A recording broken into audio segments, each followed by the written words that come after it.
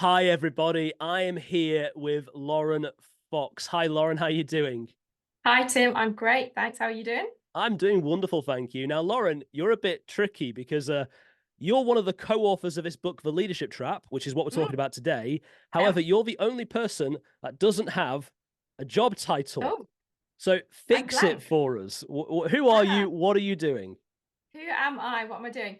I am a follower of Jesus. We'll get that out there first. Good. I'm a mum, a wife, a Leicester City fan. Oh, It's a bit tense at the minute. Maybe you can edit that bit out. Um, I'm also newly appointed lecturer at Missio Dei Leadership and Theological College, which is the Assemblies of God Bible College based in Manchester. And I lecture mainly on leadership, but also going to lecture in future more on Pentecostal theology. I've got a particular interest in power, leadership and power, abuse of power, toxic leadership.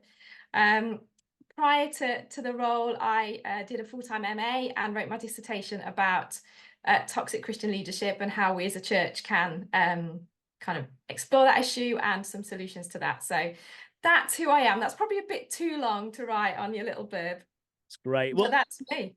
and you got a distinction in that master's, right? In that dissertation? Because you weren't going to say it, so I'm saying it. She got a I distinction. did. I did. Yes. It was actually doing an MA full time. So I'm just going to kind of big up doing that. I did it full time and it felt like a sacred space. That's how I described it. It was like a holy year, really kind of carved out of one way at a time.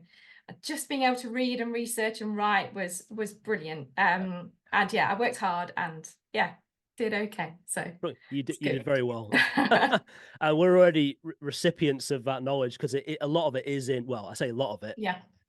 Some of it is in here. Kind There's of it. so Yeah. much you can get Yeah. into this. But we are talking about Sure. the Leadership Trap today. And if you're not already Mm. aware, the Leadership Trap was a book prompted by the news stories of abusive leadership in churches and youth organizations, particularly Mike Pilavachi and Soul Survivor. And Lauren Mm. wrote the first chapter. You were the opening voice. And it's particularly about how would we know if our Yeah. own leader is actually unhealthy and toxic? Yeah. Yeah. Um, Lauren, tell us what made you get involved with the project? What made you go, yeah, this is something I want to get involved with? Mm.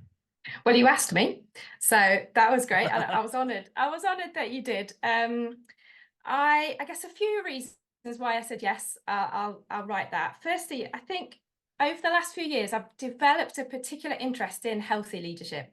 I've got to know myself and the sort of leader that I want to be, and definitely I would say I'm a cultivator. I want to be a cultivating sort of leader. And I'm interested in all of those sort of areas around seeking healthy leadership. So when you spoke about the booklet, I was like, oh yeah, that sounds like right down my street. And then I guess briefly to say I've had experiences of both really healthy leadership and seeing some amazing leaders and how it can be done really well. I've also had experience of unhealthy leadership and the harm and the damage that that can cause. So again, that was like, yeah, this is my sort of area. And then, as I said earlier, I've just finished my dissertation, which was all about leadership of power, toxic Christian leadership, and particularly links to the idea of charisma and how we've maybe changed from a New Testament charisma to a kind of contemporary sort of charisma that we're applying now to leaders and desiring them to have these sort of charismatic qualities. So all of those three things just combined together, and I wanted to be part of helping to take this issue, this challenge to leadership out to a wider audience and get youth workers thinking about it, and kind of to serve the wider church in this way. So that's why I agreed. You used a word there that was really interesting. You said cultivating leadership. Mm. And I'm really interested in what you mean by that. What is cultivate? Sorry, I've not prepped you for this question Yeah, at all, but okay. No, still, it's fine. what is a cultivating leader and how might that be different to sort of models we're more familiar with? Yeah. So for me, a cultivator leader is basically somebody who wants to grow somebody else. So I love gardening. I like the garden's shocking at the minute. It's rained too much, hasn't it? But I love growing plants from seed and watching them grow and watering them and planting them out and then seeing the fruit that comes from them. And I think as a leader, a cultivating leader is somebody who wants to grow other people, who wants to see other people flourish. So for me as a leader, that's always first in my mind, how can I help this other person be better? How can I give this other person opportunities? How can I shape and mold this other person? It's not about me as a leader and kind of me being up front. So I'm definitely more of a hidden leader. And that's a sort of kind of my gentle style as a leader. I want to see others flourish and develop. So how can I provide training opportunities for the people that I lead? How can I encourage them to see other models of good practice? Those sorts of things, I think, form part of cultivating leadership. So more pushing from the back rather than leading from the front. That's exactly how I always describe leadership, like my style of leadership. Like going up a hill, I'm going to be pushing you up rather than dragging you up behind me. Oh, brilliant. So yeah, that's I first heard that term in a book called The Missional Leader by Roxburgh and Romanek. I read that as part of my MA, and they use that phrase, cultivating leadership. So check Brilliant. that out if you want more info. What a great term. I like that. Thank you. I feel like I should say that not too long ago, Lauren was my leader, because you were head of local ministries at Youth for Christ, and I'm a local ministries, center director. Yeah. And Lauren was like my boss. So I've experienced the cultivating leadership of Lauren firsthand. Thank you, Lauren. Oh, well, I absolutely loved working with you, Tim. And I have to say that one of my best moments in youth ministry, and I was in youth ministry for like 15 years before I did my MA. And one of the best moments was coming to visit you, and we did a Nerf war. Like, not just me and you, like yeah, that'd be with weird. all of your young people. But I was like, I've never done this before. This is where it's at. I'm sure we've got one of Britain's largest collections of Nerf guns. I'm sure. It's a bit worrying. 350 of them now. It gets bigger every year. Wow. Anyway, that's not what this is about. Yeah, no, it's not. But we'll talk about that again later. Yeah. What we're going to do now, we're going to hear a quote from your chapter. Yeah. And we're going to listen to that and read that quote, and then we're going to talk about it, if that's okay. Sure. I once heard of a youth leader whose new line manager felt so threatened by his skills and experience that he used positional authority to intimidate and threaten this youth leader. The youth leader's confidence was so rocked by being constantly reminded of who was the boss that he left his role and youth ministry completely. Wow, that's really strong. And words like intimidate and threaten, this is not a small thing. So my question is, two parts to this question, really. First is, how common do you think this kind of relationship is in youth work with a leader like that? And second, what advice would you give to a youth worker in exactly that kind of position? Is that okay? Yeah. So first question, I guess, as a researcher or becoming a researcher, now I think I'd love to know exactly how common it is. Only, I mean, it's not yet empirically tested. I'd love to do some sort of research piece with youth workers about how common it actually is. But from conversations and other reading I've done, I think it's sadly more common than we'd like to admit it is, or that many people think it is. It's a challenging space to be in. But I've journeyed with youth workers and heard their challenging stories about how difficult it can be when the leader that you're working for is treating you in a way that isn't making you feel good and is harming you and impacting you to the extent that you want to leave. Yeah. And so what sort of advice would you give to a youth worker in that position? Yeah, a few things. I'm not sure if these will be necessarily in like chronological order, but the first one I would say, before even you're in this sort of situation, hopefully you never will be, is that a support network around you is fundamental. And I would say a mentor, a spiritual director. I'm not sure how popular, common they are, but I think to have people around you in whatever ministry role you're in that you can go to and say, this is happening. What do you think about this? This is happening to me. I'm in this situation. It doesn't kind of feel right. Am I imagining this? Is it normal? So to have that sort of support network around you, even before you maybe find yourself in a challenging situation. So that's, for me, fundamental. And then I guess if you are in this situation and your line manager, the person you report to is intimidating you, making you feel threatened, a few things. Firstly, I would say how can you gently challenge that? Gently, I think, is a key one. If this person is saying that they know more than you, even though they've got no experience in youth ministry, I would maybe remind them of why you were recruited in the first place. Gently remind them of any gifts and experiences that you have, and kind of see how that lands. And then if things start to, you don't see any improvement from that, things like making records, making notes of any other kind of future incidents, any things that they might say, put the date, put the time, maybe in your phone or just on a piece of paper. Maybe then talk to any others in leadership if this leader reports to somebody else within your context, or if there's a board, or who can you go to? Who's a person of peace that you could go to and share your experience? But through all of this, I would say a few things. Look after yourself. It's really important to make sure you're okay, to talk with that support network you've got, your loved ones. This is tricky because I don't want this to be misunderstood, but I would say trust your gut. If something doesn't feel right, listen to your body, listen to your experiences, listen to the Holy Spirit's prompt. That's what I mean when I say listen to your gut. If something's not right, and there's a great book I'd recommend by a guy called Wade Mullen called Something's Not Right, and he talks all about how leaders might use language and their behaviour, and listen to that can help you listen to that voice inside you that says this isn't right, this isn't how leaders are supposed to behave. And then the final thing I would say is know your boundaries.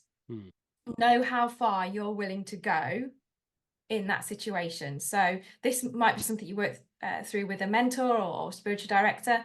What's the boundary point that you might need to escalate this formally as a formal complaint? What are you okay with? What's your boundary in terms of when you're going to leave or stay? So I decide ahead your boundaries, and I'm referencing loads of great books, but these are I think they're mentioned in the booklet. But a church called Tove, written by Scott McKnight, Laura Barringer, they talk about your boundaries. I think it's in their second book, Pivot, where they say know how far you're going to go, how far you're willing to escalate or make a complaint or stay or go. There's some of the things that I would say in answer to that point. Lauren, I want to ask you a really hard question, and it's another question that I've not prepped you for. So if this is awkward, we'll just cut it out. No one will know. It'll be fine. Right. And I think you'll have interesting insight on this. And I know it's not a black and white answer. I know it's not easy and it's situational, but at some point, surely it gets to a point where you say it's time to get out. And so I'm just sort of wondering, how might you know that, you've been through all the accountability, structure, processes, complaints. When do you know actually it's time for me to remove myself from this potentially harmful and abusive situation?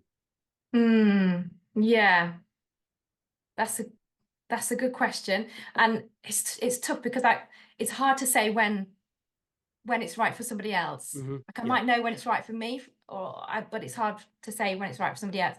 I think you just know. I think there's a point when you just know that your health is being impacted, your relationships, your relationship with God.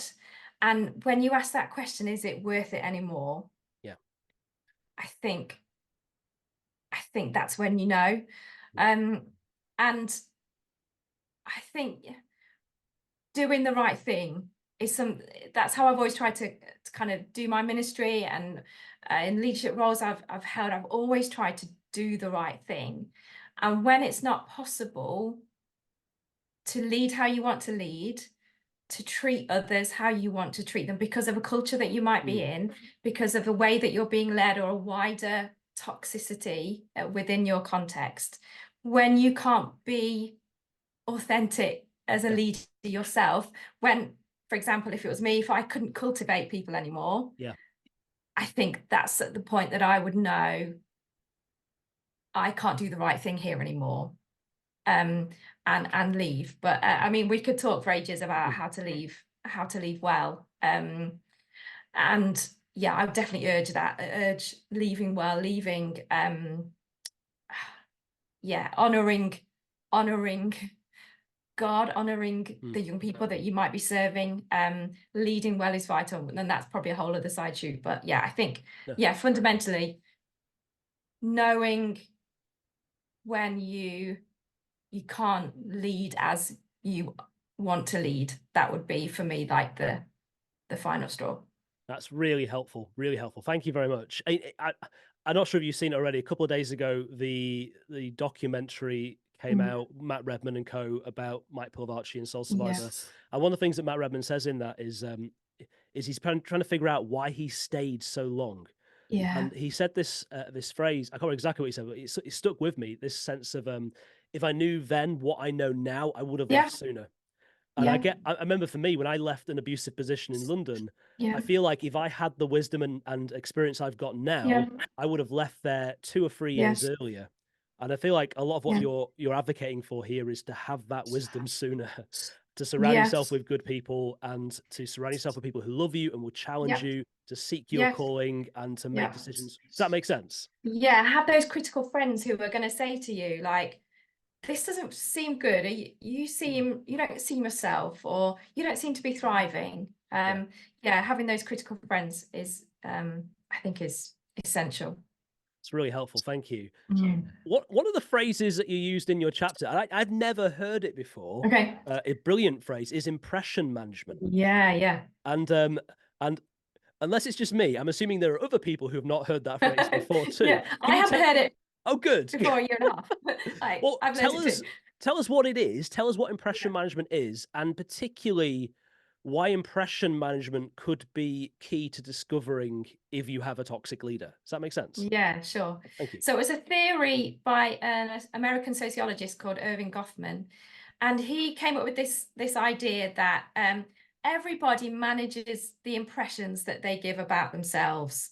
And so, for example, before this call, I was outside sanding, using electric sander for the first time on a like a drinks trolley that I'd bought. And I was covered in dust. But for this call, I've changed my top. I've put lippy on and I've also tidied up a bit. So right now, I'm to some extent impression managing because I wanted to, appear like I've not just got dust all over me because I've been doing DIY. But basically, Goffman's idea was that everybody has a front stage persona. So he used the analogy of the stage. So everyone has a front stage persona and a backstage reality. And that's completely normal if you're going for a job interview. We're all impression managing. The issue with toxic leadership is that, or when impression management becomes toxic, is when somebody's front stage behaviours are not matching their backstage realities. When they mismatch, when it's like somebody is leading a double life. So as a youth leader, you might be, and you will have the opportunity to see your leader. It might be the church leader. You will see them backstage. Yeah. You will see them when they're not performing in front of people. And that is, I think, knowledge of what impression management is really helpful, because you start to just be noticing and being aware of people's behaviors. Are they congruent? Are they consistent with how they're behaving on stage and how they're behaving off stage?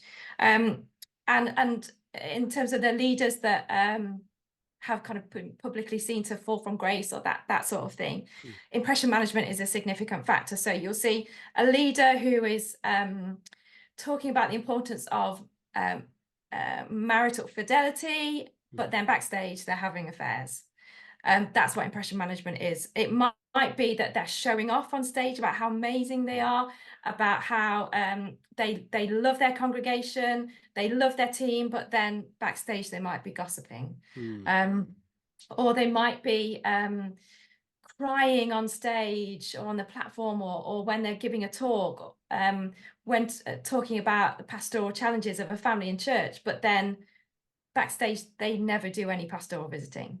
So this impression management, it's a kind of dichotomy, a mismatch between how someone behaves when people are watching and how somebody behaves when they're not watching. And I think it's at the heart of a lot of toxic leadership, because when you think about people with narcissistic traits in leadership, they're all about the show, they're all about the ego, but it's a mask, and it's not really what's going on at the heart of who they are as a leader.